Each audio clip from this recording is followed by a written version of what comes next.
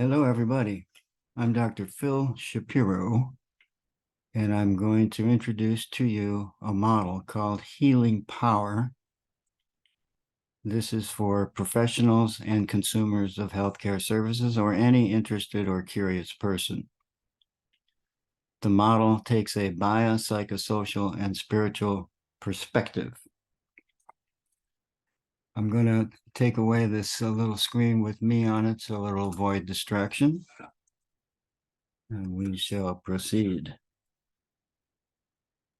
I've had a 50-year career as a teacher, clinician, and administrator in community psychiatry. And likewise, I've had a 50-year experience as a seeker, practitioner, and contributor to the field of mind, body, spirit medicine. As a result of these two experiences in medicine, psychiatry, and spirituality, I've created a self-help, self-healing model that I use myself and teach interested students, staff, clients, and patients. And the model is called simply Healing Power. Healing Power is a compendium of the wisdom of the ages from the sages, designed specifically for healthcare professionals and their patients. It addresses the inevitable suffering of life that the medical model cannot fix, and speaks to this suffering from a spiritual point of view. The model has 15 methods, 100 healing qualities, wisdom pearls, and a variety of religious traction devices. We'll define that later. It's what I consider to be the best of the best. It's a highlight reel of sorts, extracted from great spiritual books, teachers, and masters, and translated into cognitive behavioral, mindfulness, and meditative practices. It is, in effect, my 80-year story translated into principle steps, tools, and exercises that hopefully will be of use to you and the people that you serve. As I speak today, I hope that you can find yourself and your patients in the model. We will discuss a very brief personal spiritual history. I will define 10 essential healing principles that permeate religion and spirituality. I'll show you how these 10 principles operationalize into a methodology that's called the Universal Healing Wheel, or Pain Method Quality, referred to as PMQ, or the wheel. We'll go deeper into the pain. We'll study the qualities and the methods. I'll show you some brief bullet points and important issues on each of those three key variables. I'll show you some examples of PMQ and how it works, and I'll show you how traction devices for the wheel fits into the scheme. Then I'll define the 4 stages of change were you to practice this method. I'll then define disease and recovery. I'll show you the professional's role and the student's role. I'll give you a brief outline of the guidelines that we use for groups and classes to keep things friendly and entertaining. I'll show you some fun illustrations, and then Shapiro's 10 commandments to avoid burnout. If you stick with this, you will learn how to increase healing power for body, mind, and soul. You will learn how to skillfully manage any pain or problem. You will become a better person by cultivating healing qualities such as love, compassion, understanding, forgiveness, courage, strength, peace, wisdom, joy, and much more. You will find the love and safety that you crave at the very core of your being. You may experience a transformation of consciousness to higher states, often referred to as bliss, nirvana, or God. It is here that nothing can touch us and nothing can ruffle us. The result of this natural experience of superconsciousness is the performance of anonymous acts of gentle, humble service to all of humanity. I'd like to begin with a parable called Two Wolves. As you know, a parable is a powerful piece of wisdom stated with great economy. I start here because this has the essence of healing in my view.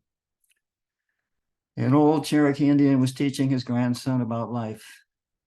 A fight is going on inside of me, he said to the boy, a terrible fight between two wolves. One is evil. Let me insert here that I prefer negative. He is anger, envy, sorrow, regret, greed, arrogance, self-pity, guilt, resentment, inferiority, lies, false pride, superiority, and ego. The other is good or positive.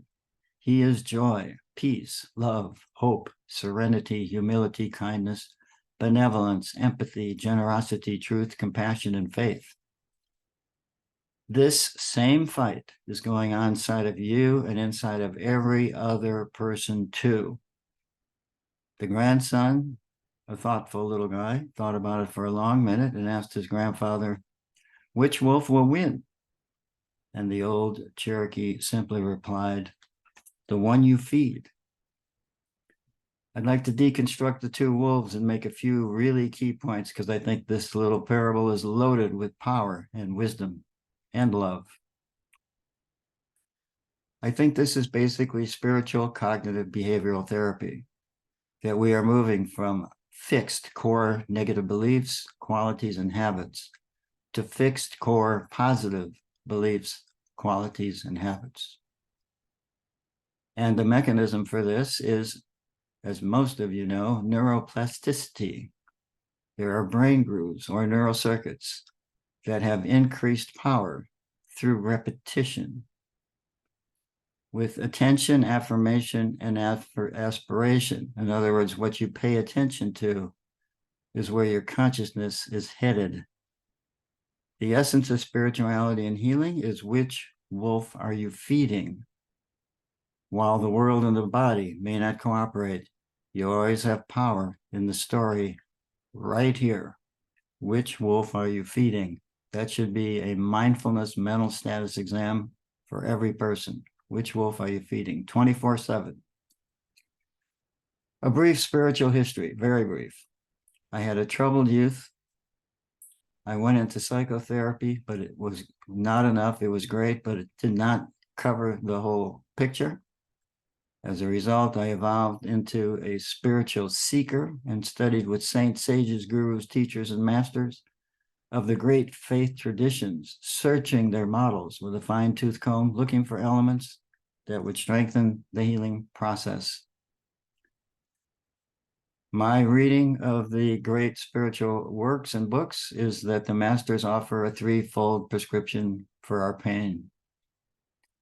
And I'm talking about Buddha, Jesus, Krishna, Rumi, the Baal Shem Tov, others. Here's the script. 1, love everybody all the time, no matter what. 2, knowing that this is a tall order, they give us some techniques to help carry it out. Meditation, mindfulness, yoga, transformation of emotion, affirmations, breathwork, contemplation, and more. And finally, a pill called LSG, Love, Serve, Give. And they recommend that we drop this pill 4 times a day with unlimited PRNs because there's no side effects, toxicity, insurance, no managed care, no therapist, no doctor. This love pill is free and completely safe. I thought this is simple, elegant, profound, beautiful, unconditional love and service with some techniques to back it up. But does it work? I didn't know. But what did I know? The one thing that I knew for sure is that my life wasn't working. So I decided to practice unconditional love. I studied and practiced the teachings, the methods, the principles, the qualities, and slowly 3 things happened. And I define this in the model as spiritual evolution. It has 3 parts. Number 1, I started to feel better. Number 2, I was becoming a better person. And 3, I began to experience some of the superconscious states that I was reading about in the great books. The peace that surpasses understanding. That's just not peace of mind. It's something bigger that cannot be described. Pure, unconditional love, ecstatic joy, bliss, nirvana, God. It has a whole bunch of names. It doesn't matter what you call it. The experience was gorgeous. You might say that the saints showed me how to feed the good wolf, and that good wolf started to take over. I continue the same prescription to this day. I tell people I am on the pill, the love pill. On this pill, I've come a long way. I continue to slowly improve, keyword slowly. I have a lot of work to do. Both wolves are still here, but I've changed the ratio. All of this would have remained a private experience if not for the advent of mind, body, spirit medicine, which now has demonstrated ample scientific evidence that people with an active faith system, and I believe it's an active positive belief system, whether it's religious, spiritual, secular, or agnostic, atheist, I think it's about positive thought, meaning, and purpose. We'll go into that more in a minute. That you have then better outcomes across the board in medicine, surgery, mental health, and addiction. In other words, what goes on in the mind counts a lot when we find the system that works for us. Something in the mind clicks and sends that something down into the factory of the cells, into the machine that facilitates healing. Now, if we can define that something, and I'm going to call that the essential healing principle or principles of religion, and transfer this principle safely to healthcare, we can bring more healing power to our clinical work for ourselves, our patients, and the organizations we serve. I have tried to define these essential healing principles in the 5 books that comprise Healing Power. Here are the 5 books. Healing Power, 10 Steps to Pain Management and Spiritual Evolution Revised. That's the textbook. The companion workbook to that textbook is called Healing Power, the Workbook. I taught with those 2 books for years, but then tried to define the model in more efficient teaching ways, and that resulted in the next 2, which is called Healing Power, 100 Days of Love, and Healing Power, the Methods. And those are the 2 manuals that I use to teach 95% of the model these days. And the 5th is called Healing Power, Physician Heal Thyself, which is my story in model form. It's dedicated to physicians and healthcare professionals for purposes of avoiding burnout and bringing love and wisdom to the work. The copies of the books as ebooks are downloadable at no cost at philipshapiro.com. And students who are here in Portland, Oregon, where I live, can get copies of the books at no cost when they attend my classes. There is no money involved with this model. In my classes and books are at no cost. Now, I'd like to share my findings with you. The essential healing principle of religion is the triumph of love over pain. It's very simple. If you boil down the entire story of religion and of spirituality, and really, I would say even secular psychotherapy, I think it's a story of the triumph of love over pain. And this can be defined in 10 principles. So the single principle is the triumph of love over pain, and it breaks down into 10 universal key healing principles. Life is school. Pain is the teacher if we open to the lessons. The lessons always have to do with the cultivation of healing qualities, adding up to love. Love is the great healer and the great pain manager. It is more powerful than any painful problem. All we have to do is hold love and pain in the same space with a method. There's your PMQ. Watch the love pain dance manifest in an unlimited variety of ways. Keyword unlimited.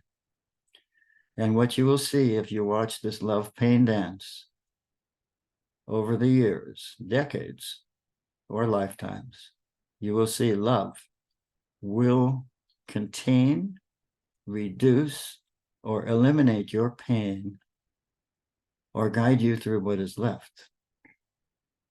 You will see that love wins in the end, but not on our schedule.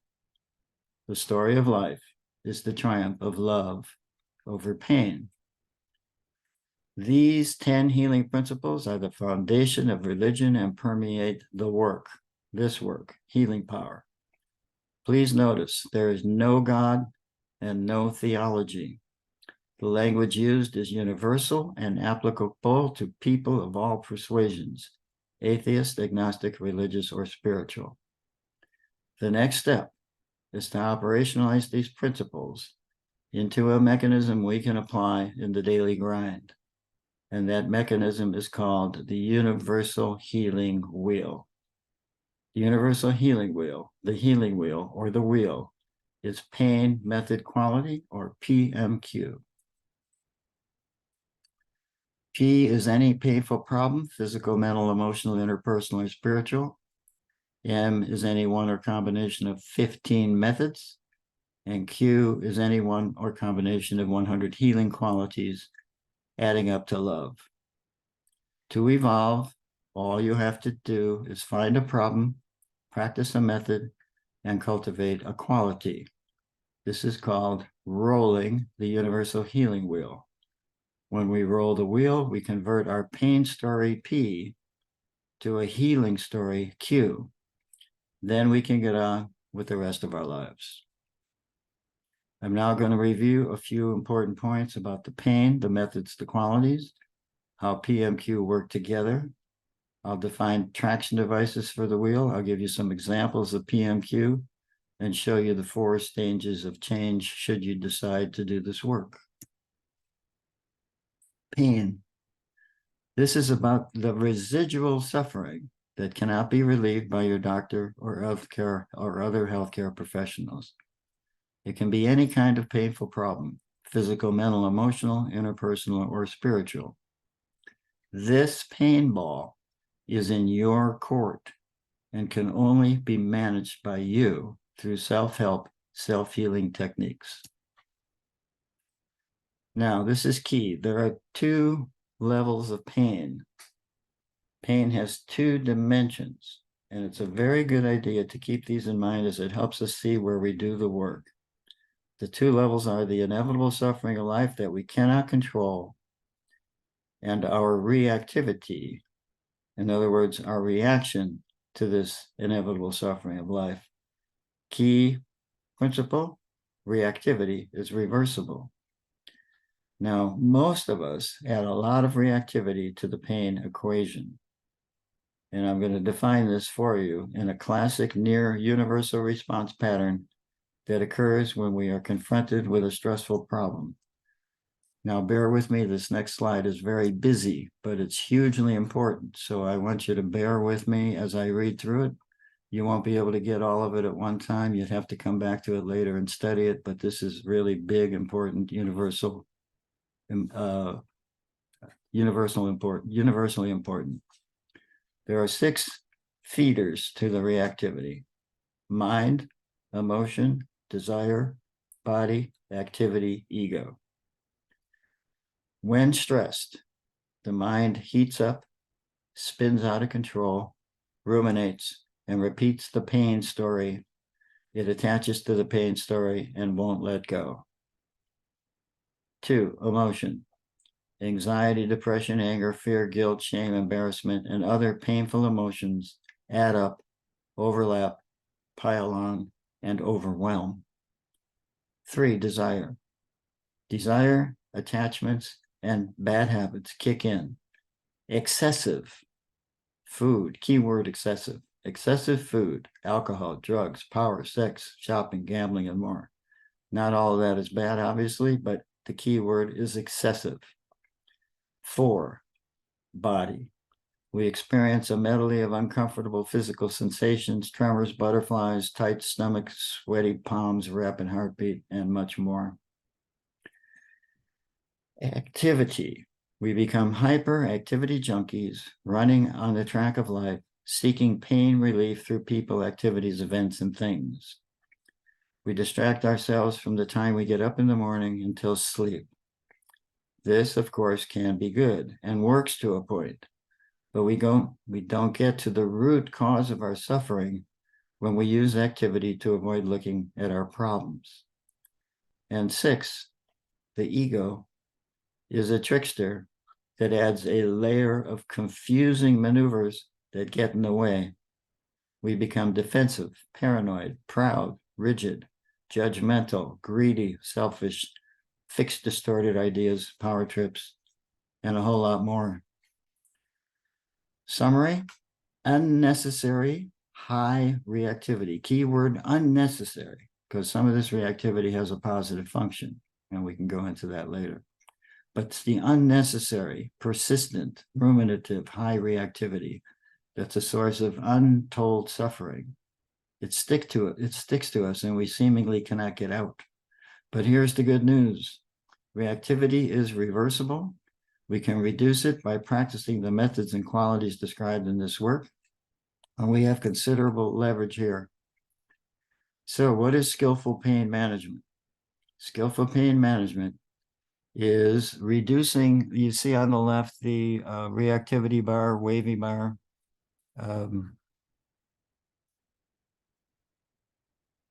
This line right here. And then if you practice the methods and qualities, you can bring that line down to the inevitable suffering in life that we cannot get rid of, but we're now riding that wave without the reactivity. So when we do this work, we have less pain, and we're better at managing the pain that we cannot get rid of. Life still hurts, but we get the easiest possible ride by riding those pain waves just as they are. So this is essentially, this is profoundly important. This illustration should be basically memorized. Now, moving on to the qualities. If we were to extract the essence from the text, stories, and wisdom pearls of the great faith traditions and summarize into one-word qualities, what would that look like? So let's just say that I take the entire story of religion, all the models, masters, pearls, and of religion and spirituality, and throw in the psychosocial models as well, and just swirl the whole thing in a blender into liquid psychosocial spiritual elixir. And then you have a magical filter, and you want to extract only the essential healing principles and methods, and get rid of the non-essentials. So you ask your magical filter to go into operations. You pour the liquid into the filter, and it comes out in a small perfume bottle called the Elegant Essence of Religion or Spirituality, or add psychotherapy models. And now you have a perfume bottle just with tremendous healing power in it. And in a benevolent mood, you give it to your friends and say, swallow this one night before you go to sleep. And in the morning, you wake up a Buddha, a Christ, a Krishna, a Rumi, a Baal Shem Tov, or the highest spiritual or non-spiritual, ethical, humanist type person that you've ever met, the greatest souls that you've ever met. What would be in the bottle? And I think it's these 100 healing qualities. These are in alphabetical order. They are essential. If you meet a spiritual person, or think of a pearl of wisdom, read a piece of sacred text, or have a spiritual experience and ask yourself, what is it in a single word? I think it would come down to, we would agree to probably 95% of these qualities would be the essence of what just happened in a single word. Acceptance, appreciation, balance, beauty, belief, changelessness, cheerfulness, clarity, community, compassion, courage, contentment. And we don't have time to go through all of it, but You can later scan the list, but there's 100 healing qualities, and they add up to love. People say, where is love? And it's under 93, unconditional love. I think it's the qualities, and the qualities add up to love. So let's take a few bullet points here on the importance of these qualities. We can call the qualities love, which I do, or the spiritual alphabet. It's the ingredients of religion. I like to call it sometimes the periodic table of spiritual elements. It can be named truth, power, wisdom, knowledge, soul, Buddha, Atman, image of God, higher self, spiritual qualities, healing qualities, call it what you want. But no matter what the label, you have an army of 100 healing qualities adding up to love. There's a powerful affirmation. It's a fact. They are in the genetic code. This is in us. It's the good wolf. It's the inherited wisdom of the body. Now, key principle, these aren't just words. These are actual healing powers and actual pain managers that can be deployed in response to any painful problem. These qualities are like invisible metaphysical pills. They're already swirling around inside of us, and we can make them grow. They're more powerful than the painful problem. When we practice the methods, they grow. And if you grow one, the others grow with it. They're interconnected. If you keep going, they become unconditional, spontaneous, automatic habits. So then you can be a patriot, USA, unconditional, spontaneous, automatic habits. As they become USA habits, the locus of control shifts from outside to inside. That's a major healing principle. I'm less attached, less controlled by the outer world, more controlled by the inner world of these qualities. So I'm building an empire within myself, an empire of love, of healing qualities. So expansion of healing qualities, it leads to higher states of consciousness, the peace that surpasses understanding, and so forth. So that's a huge principle, and it's really a spectacular issue or element of healing, these superconscious states that shows up at some point if you keep going. So I think the most important question of healing, really of life, is, are the qualities growing? Is love growing? Now the methods, because you can't have the pain and you can't have the qualities. You have to practice these methods. So there's 15 evidence-based methods, 3 on the horizontal and 12 on the vertical axis. In Healing Power of the Methods, there's a chapter on each one. And along with the qualities, this is how we reduce our reactivity. So the horizontal and vertical axis are a way of dividing this up. They're arbitrary and they're not 100% distinct. But the horizontal axis is healing and pain management between me and the world. Therefore, it moves horizontally. I have a support network. I have constructive, meaningful activities. I have positive thought, meaning, and purpose in the world, between me and the world, with my people, activities, events, and things.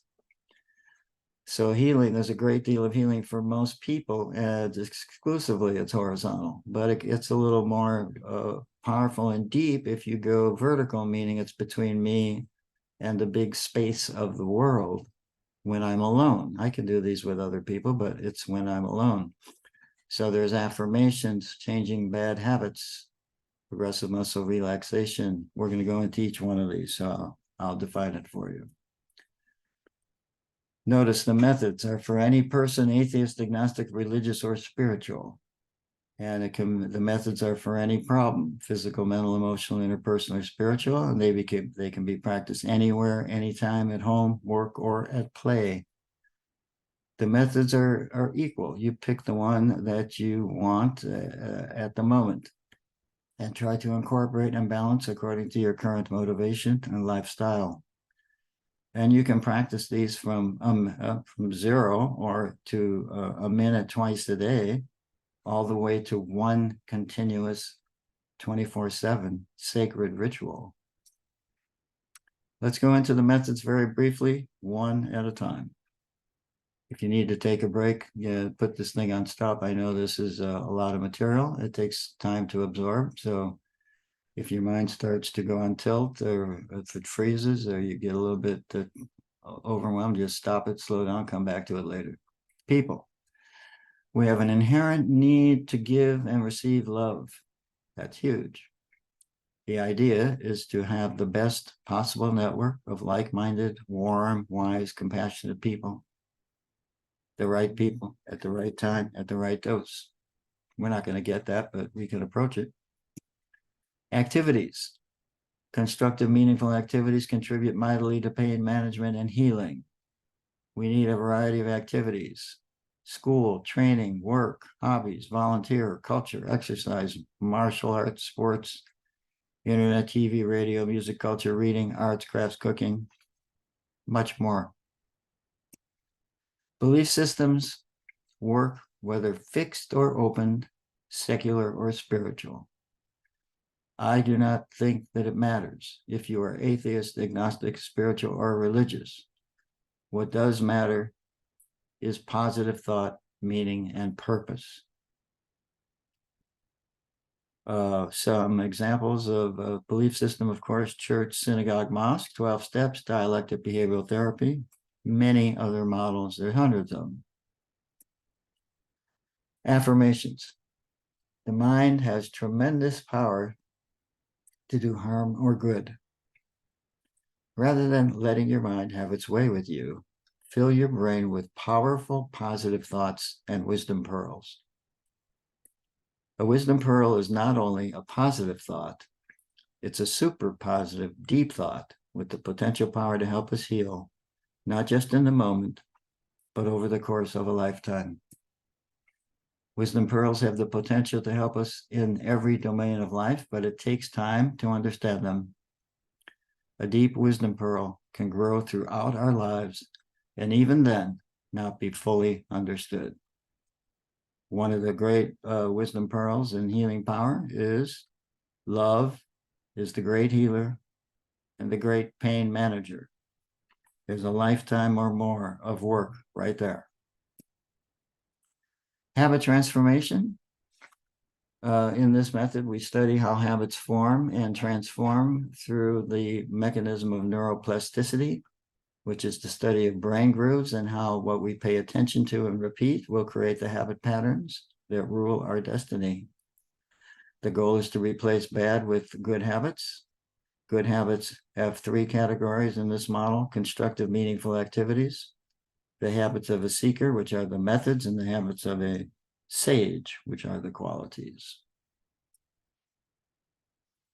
Progressive muscle relaxation calms the body and mind through tensing and relaxing of the muscles. We can reduce stress, anxiety, fear, panic, depression, insomnia, and fatigue. And we can also do a body scan. Breath work heals body, mind, and soul. We shift from sympathetic to the parasympathetic nervous system. Contemplation is cracking open the shell of a wisdom pearl to release its hidden secrets and soothing, healing powers. You will learn how to fill your brain with wisdom and sit with a saint, sage, master, or guru, or teacher through their teachings. Meditation. This is a powerful parable. It's worth time to take a minute and read it, called The Last Place They Will Look. The Creator gathers all of the animals and says, I want to hide something from humans until they're ready for it. The realization that they can create their own reality. Give it to me. I'll give it to me. I'll fly it to the moon, said the eagle. Nope. One day soon, they'll go there and they'll find it. How about the bottom of the ocean, says the salmon. Nope. They'll find it there too. I'll bury it in the Great Plains, said the buffalo. They will soon dig and find it there. Put it inside of them, says the wise grandmother mole. Done, says the Creator. It's the last place they will look. Right now, There's a place inside of us that is absolutely still and serene, but our mental restlessness, our emotional hyperreactivity, and our out of control desires, habits, and attachments bar us from entering.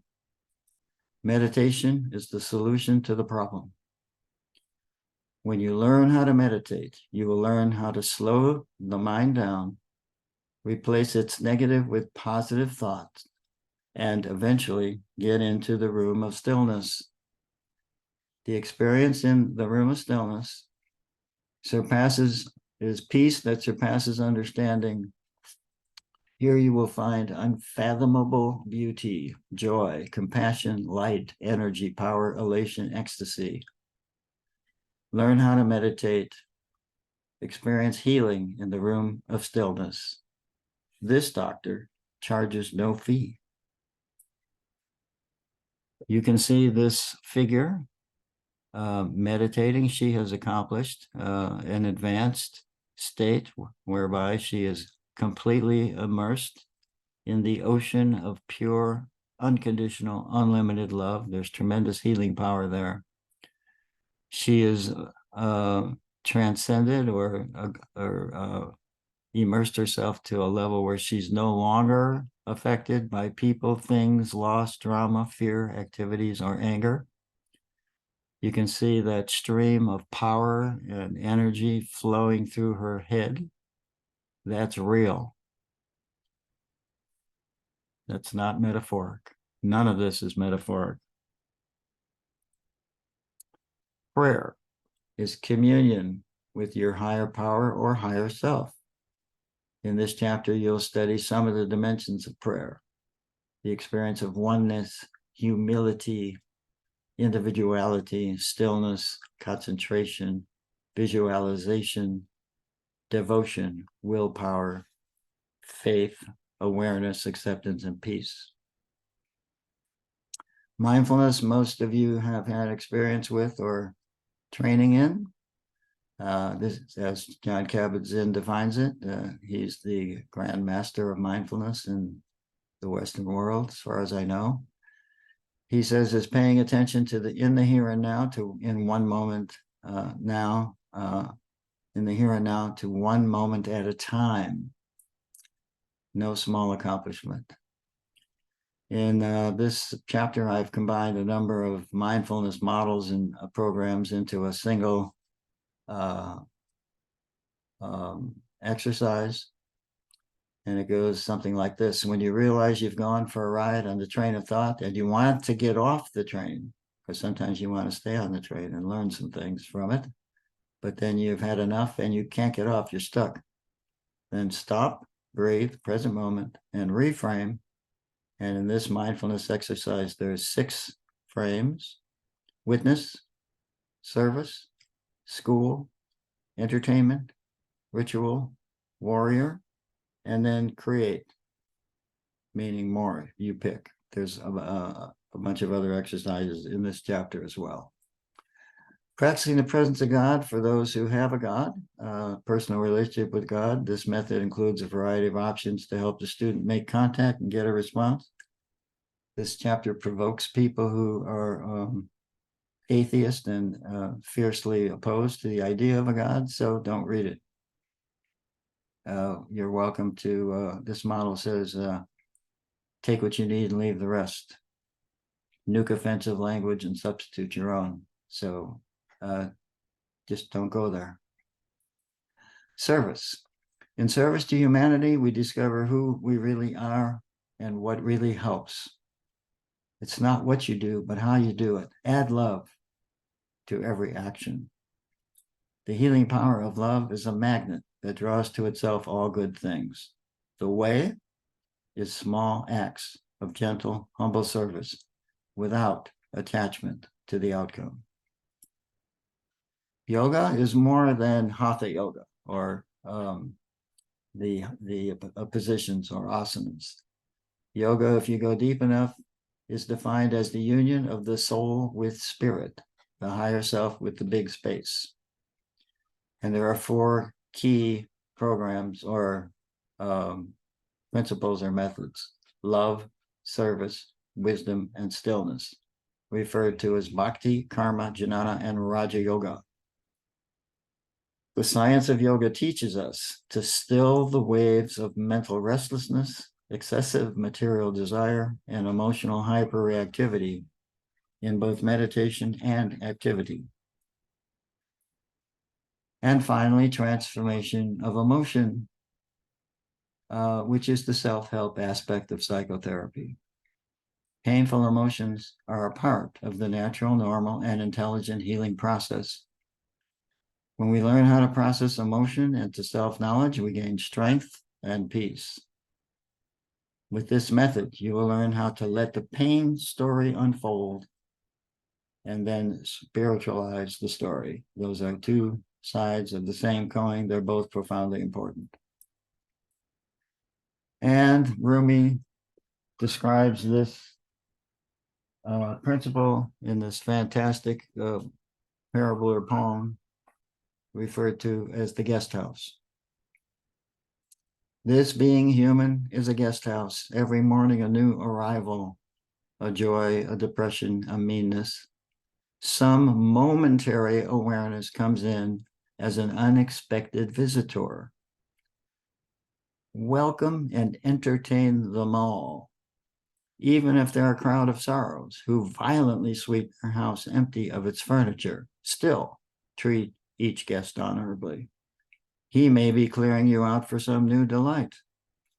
The dark thought, the shame, the malice, meet them at the door laughing and invite them in. Be grateful for whoever comes, as each has been sent as a guide from beyond. That's called transformation of emotion. In this poem or a small or a parable, you have the pain and you have the qualities, the higher states. So, rolling the wheel, let's get to it. How does this work? It's called the Universal Healing Wheel, PMQ.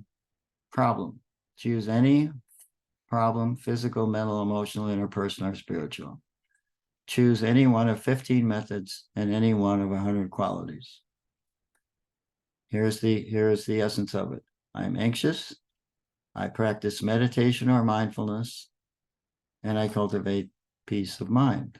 Anxiety, meditation, peace. So this entire story comes down to three things. I'm anxious, I meditate, I'm cultivating peace.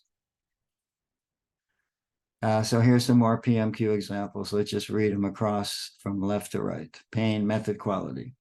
I'm lonely. I go to the people part of the model to meet a friend and cultivate joy. I'm bored. I go to activities. Say I volunteer to cultivate generosity. I'm experiencing loss, so I go to church for community. I have physical illness. I practice affirmations for acceptance. And then anxiety, breathwork, peace. Judgment, I practice mindfulness to cultivate compassion. I feel guilt, I practice service to cultivate forgiveness for myself. I worry, I practice yoga for harmony.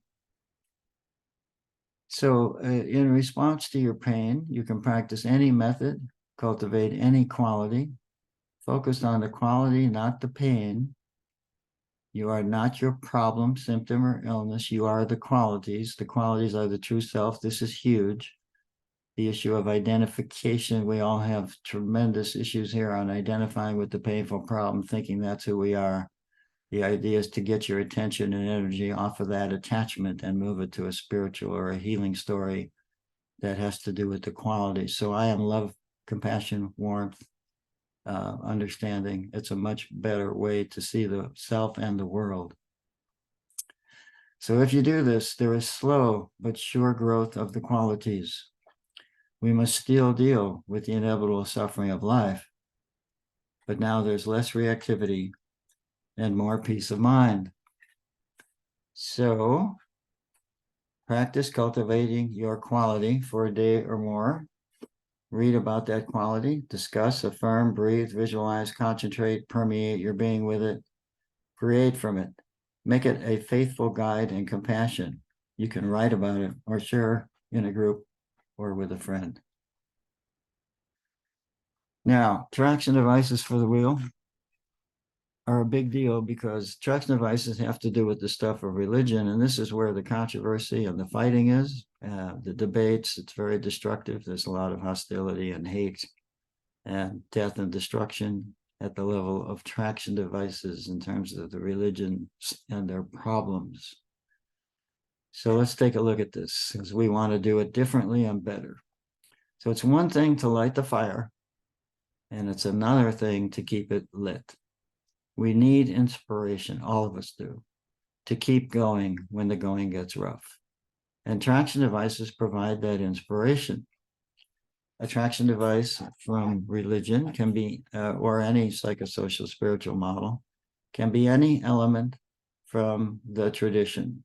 Concepts, images, aspects, rituals, stories, metaphors, sermons, poetry, music, art, and more.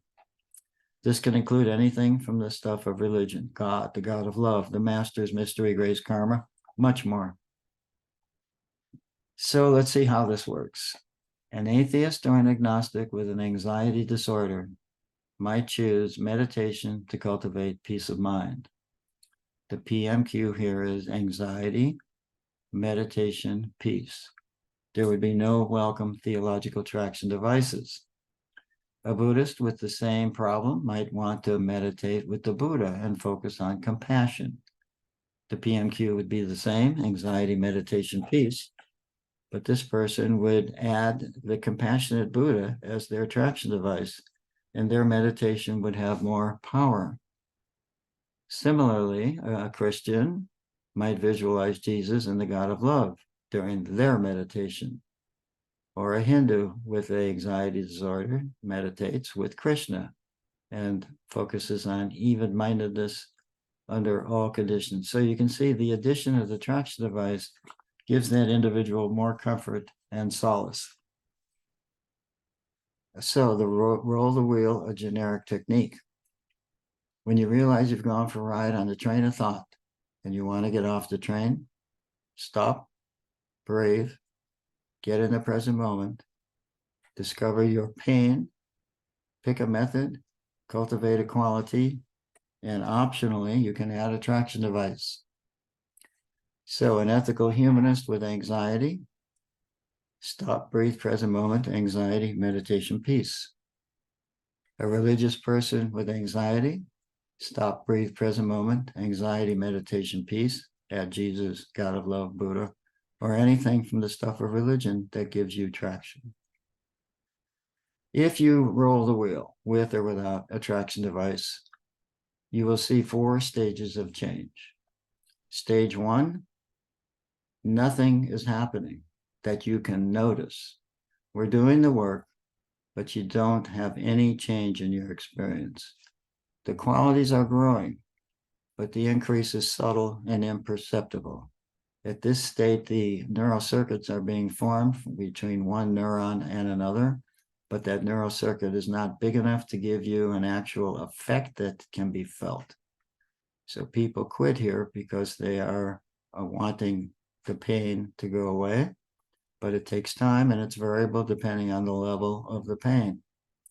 But if you keep going, too, you're going to feel better and become a better person. Those neural circuits are bigger and more powerful, and you will experience a tangible, you will have a tangible experience of ever increasing peace, love, strength, courage, compassion, and the other love qualities. So that means you're going to feel it. You'll feel better because the qualities feel good, and you're going to become a better person. That's huge.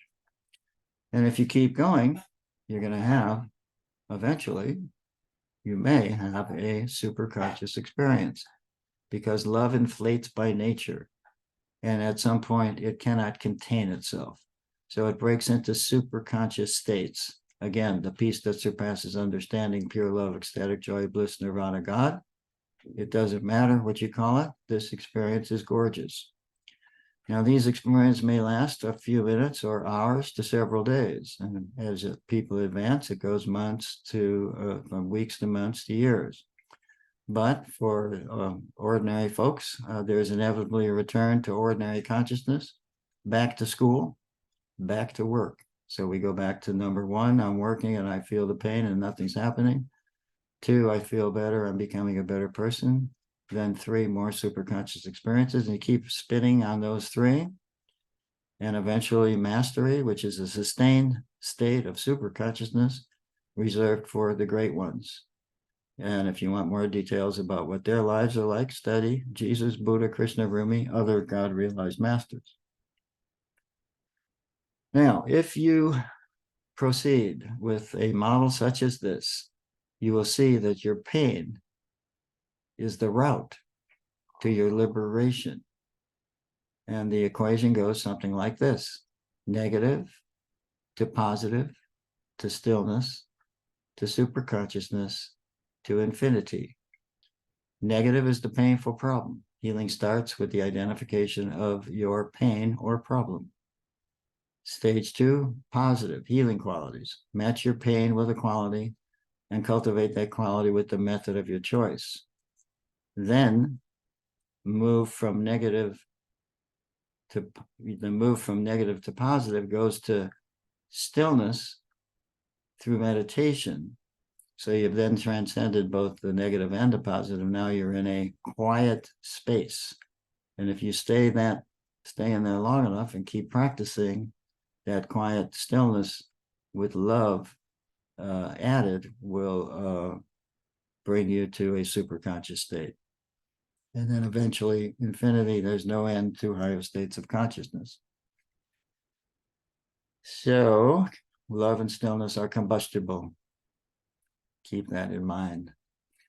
Again, if you practice this, you can see if you practice this in a community health center where there's persons with low income and chronic severe illness, and somebody might say, well, what's the relevance of all of this in a place like that? And I would say, well, let's look at the stages. First off, psychosocial and spiritual recovery is not for everyone. Some are unable or not interested.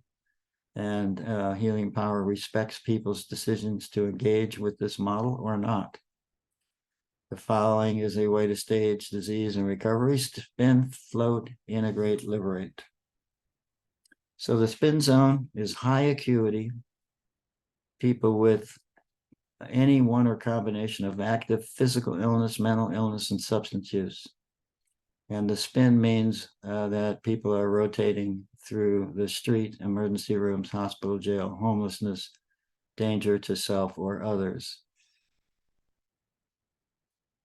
In the community health center and community mental health center, we assist people with housing, financial subsidy, and medication stabilization. The mental and physical illness and substance use improve. People become either asymptomatic or less symptomatic and can be found at hanging out, smoking, watching TV. They're isolated or social, but there's little or no connection to meaningful social, recreational, vocational, or spiritual activity. We want to help people move from float to integrate, where there's full recovery, including social, recreational, vocational, and spiritual. And then liberate would be getting to the higher states of consciousness on top of the good mental health through such techniques of meditation, mindfulness, yoga, breathwork, the transformation of emotion, and more.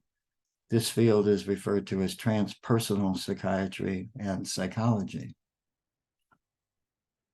Now, the professional's role is can be defined in three stages, or three different states that I refer to as molecules with kindness, relationship, and skills training. So the molecules with kindness is get the meds right. And there are many clients and patients that prefer this level and don't want more. They just go, doc, get the pills right, help me with my symptoms, help me reduce the side effects to minimal or none, and then I don't want anything else from you or the clinic. Thank you very much, we're good. I have a lot of people that I serve who are like that, and I respect that 100%. The next level, though, is people want me to get the pills right, but they want to hang out and talk. And there's a lot of healing there in the relationship. So we just discuss a great variety of topics, and the healing occurs in the relationship. It's not so important so much about the content as about support and validation. And then the third group is skills training. The people who want to get the pills right, they can enjoy you, but they really want to get the knowledge that you have that can give them more power and freedom and independence, and then they won't need you, right? And that's more advanced. That's people, for example, who would want to deal with the healing power model. So I would love everybody to go that far, but it doesn't work that way. So I have to have love and service without attachment to the outcome, because it's not up to me as to how far into this or not a person wants to go. So I come to work with love, map, and a rope. When I was younger, I used to, well, love is the feeling state, the map is the knowledge that we have, and the rope is the transfer or the skills training of that knowledge.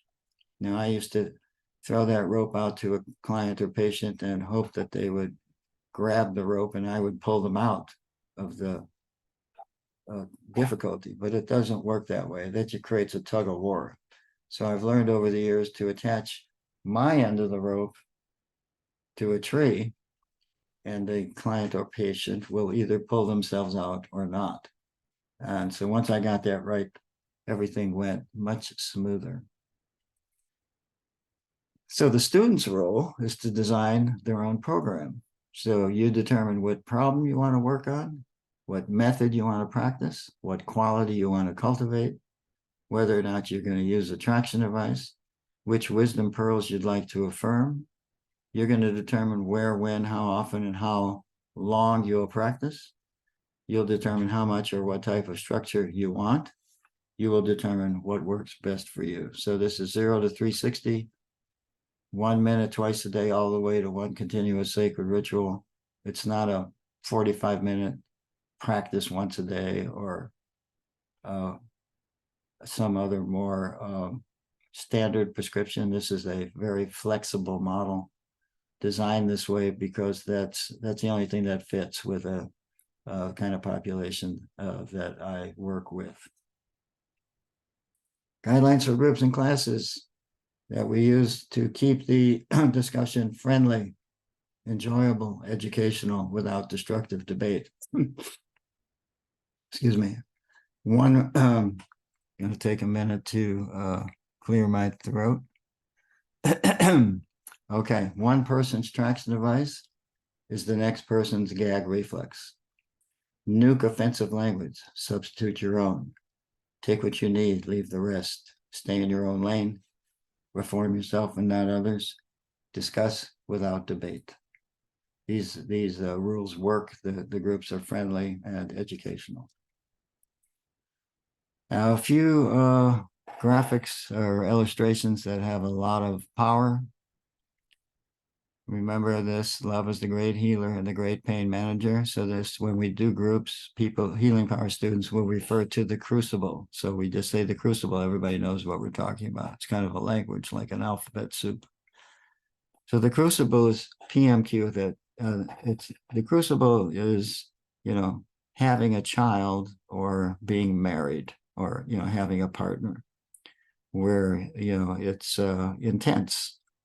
Because the pain, the method, and the quality are in the same space and we don't escape.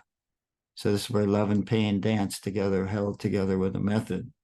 So when we practice the crucible, which is really PMQ, it's the whole model, when, we're not escaping from the pain, we're putting a method and a quality in there. Mother holds the crying baby. It's that, the family holds the pain and teaches and loves and helps people transcend the pain. So what happens is that the love gets ever more refined and purified. And as that love grows, it contains, reduces, eliminates our pain, or guides us through what's left. So this is basically the whole principle of healing in a simple illustration.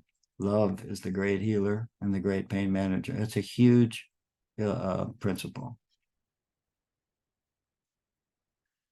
Similarly, here's the boy on the board. So he's worried, angry, afraid, craving. He's experienced loss, bored, and loneliness. Universal. It's the daily cold of life. We got the sniffles. This isn't fun. This hurts. So he hops up on his board of M and Q, unconditional love, and he tries to ride those waves. And if he falls off the board, he goes spinning into worry, anger, fear, craving, and he can't get out. He just says, okay, hop back on the board. And he gets up on that board every single time he falls off until he can stay on longer and longer and longer. Then his life gets easier. He's a better pain manager. He's got more healing power, and he's evolving spiritually. He's called a skillful pain manager. So here's another powerful metaphor, illustration, which works great for me and others. It's called a block of marble and the chisel of wisdom, chip, chip, chip. So basically it says you are a block of marble, and inside of that block of marble is the hidden, invisible true self, the higher self, and that it's made out of love, which is the 100 healing qualities, and religions call it the Buddha or the image of God, and other models call it the true self or the higher self. And the way to get it, well, you already have it, but the way to make it bigger is to get rid of the junk, get rid of everything that isn't love. And then that's your P in the PMQ, and the M and the Q is the chisel. You get out your hammer, and the chip, chip, chip means you just can do a little bit of a time. You can't just create this image. You have to work at it every day for the rest of your life. Now, remember, shifting the locus of control from outside to inside. This is a huge, big deal because most of us are on the horizontal axis with our people, activities, and belief system, our people, activities, events, and things. And we're like that dog.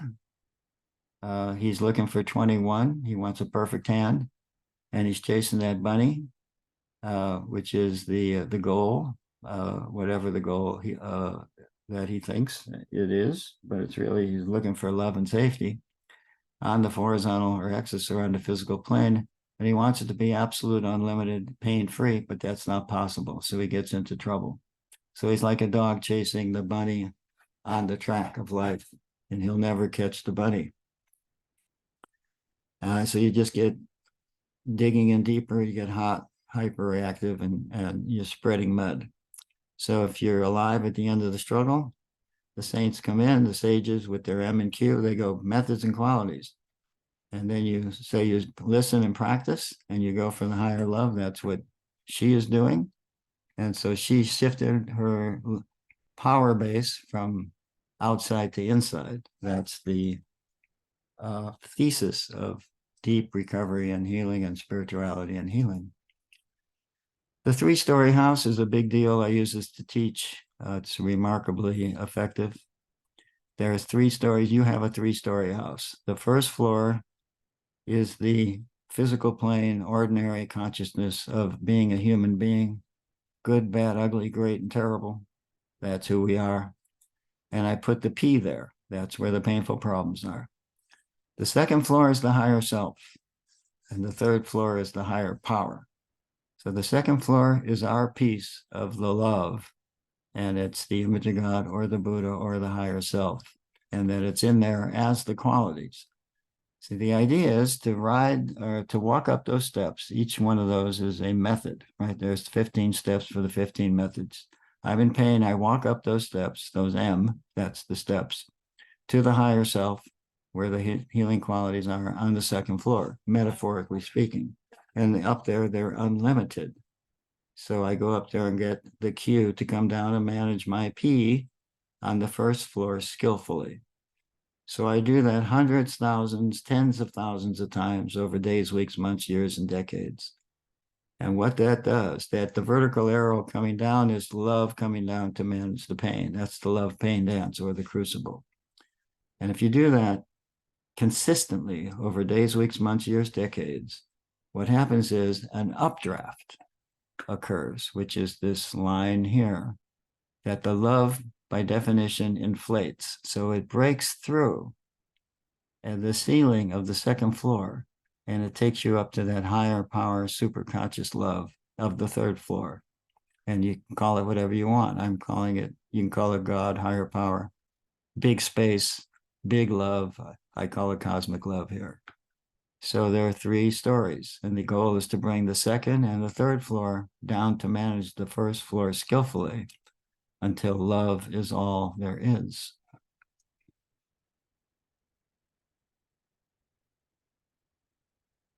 And the movie. So this is also very effective for teaching. There are 4 stages in the movie. In stage 1 here on the left, there's the little guy. He's immersed in his problem. He's hurting. He doesn't feel well. That's called Let the Pain Story Unfold. Then he spiritualizes the story by throwing the wheel, the PMQ book, at the problem. So he's practicing his PMQ. And after he does that for quite some time, he gets, there's a little bit of distance between me and the problem. I have a little bit more space. So it's getting to be a little bit more like a show or a movie. It's a little more entertaining, a little bit more fun. So he's not out of the movie, he's still in the movie, but now he's watching the movie. Got a little popcorn, it's got a little entertainment. It's not, it's better. It's not great, but it's more like a movie. And it's a little bit of fun and sometimes actually a lot of fun. So stage 3 is much better. And then ultimately, when he keeps practicing, he goes up to the second and third floor. In meditation, he doesn't even have a first floor. And he goes, what movie? He's liberated. He's in a superconscious state. So let's put this all together. Healing power reduces complex, contradictory, and confusing religion into a simplified, practical spirituality. You have the entire story of religion that comes down to a single word, love, but you can't have love without the P and the M. So you got the wheel, PMQ, and then that expands to the any pain, 15 methods, 100 qualities, and then you add the traction devices, and you're back to the entire story of religion.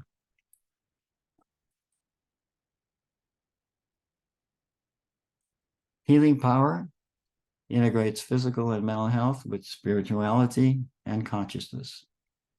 It brings the wisdom of the ages to the street and healthcare.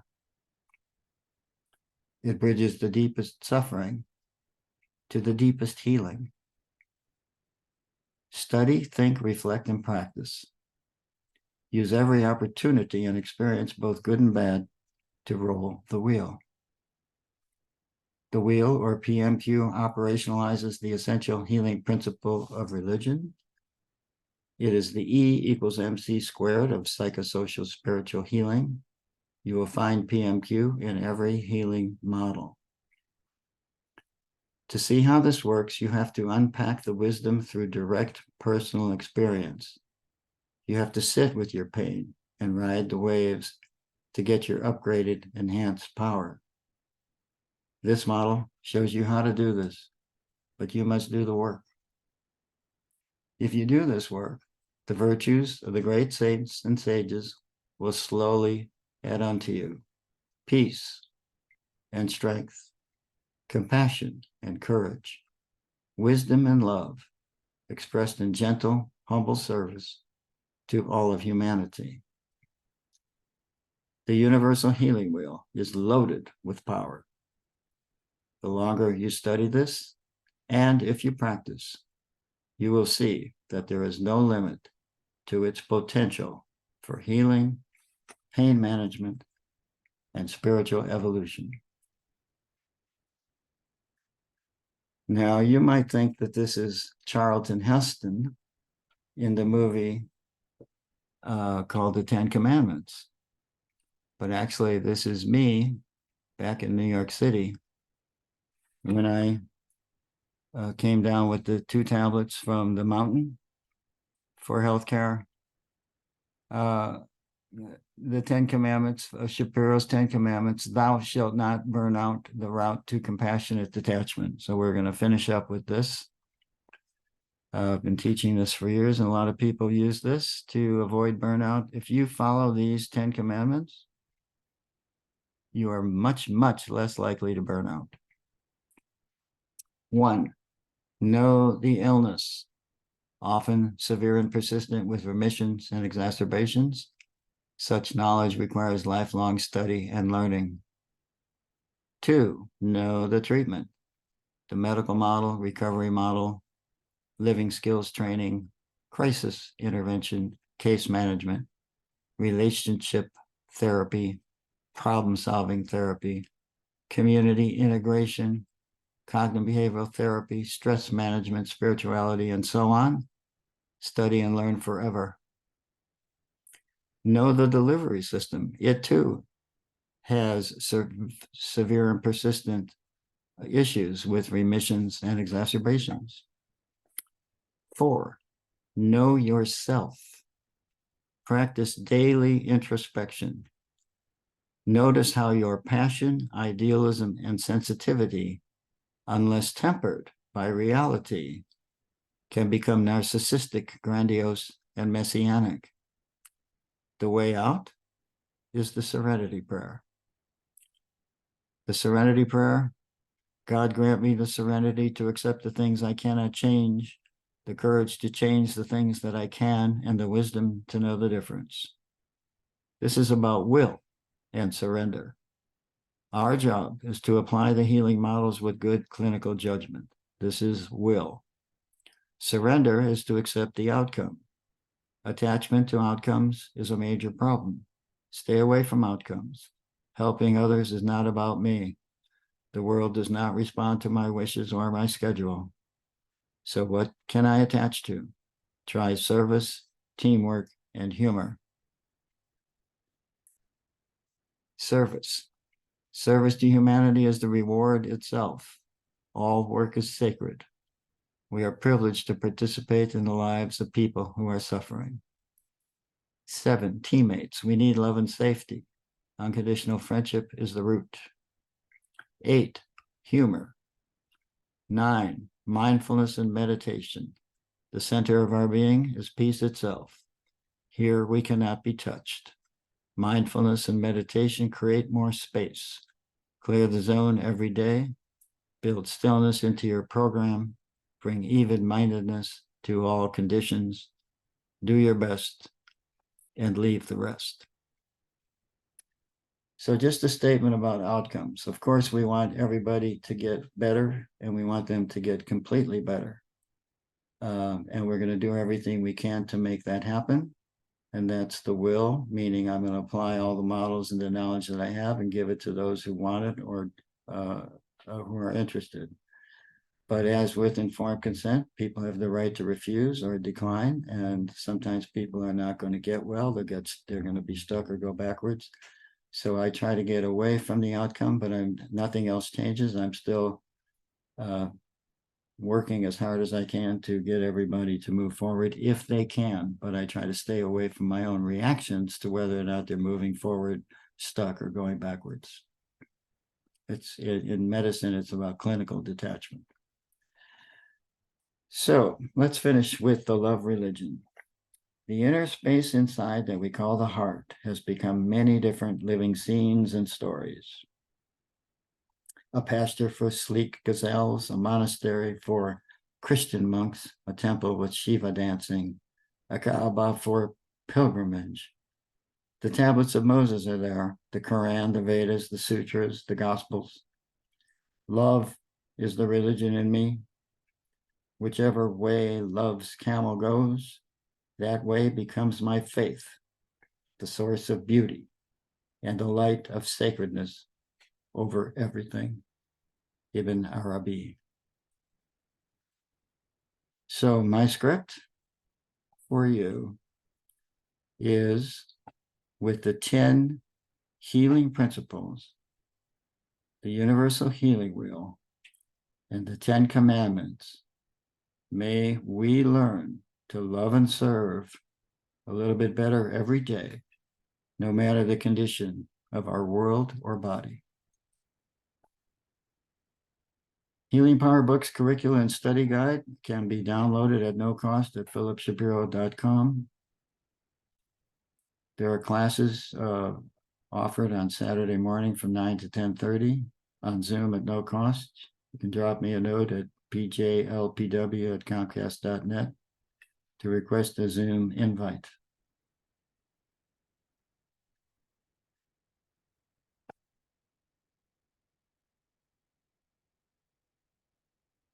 So that is the end of the talk, and I appreciate your time. I know there's a lot of material there, but I hope that you can hear the principles and feel them and work with them. And if you're interested in studying further, you can do it completely self-help. You don't need me. And then if you have any questions or you want to process some issues, send me a note on that email address and I'll get back to you. Thank you for your time. And be good, be well, be safe.